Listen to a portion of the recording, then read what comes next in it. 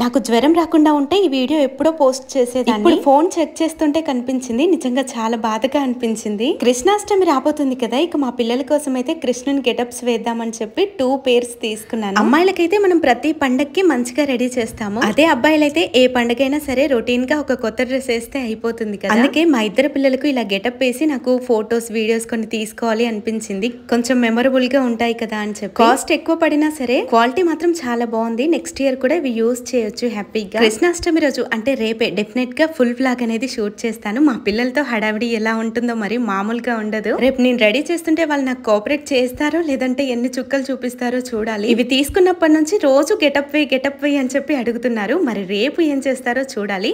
నాకు మా చిన్నది మాత్రం భలే నచ్చింది. రేపు మీరు కూడా మీ పిల్లలకి గెటప్ వేస్తున్నారా? కామెంట్ చేయండి. అవును, ఫస్ట్ టైం కనుక మన వీడియోని ఎవరైనా చూస్తే సబ్స్క్రైబ్ చేసేసుకోండి. అన్నట్టు చిన్న లైక్ ఇచ్చి వెళ్ళండి. మరి ఉంటాను. Thank you.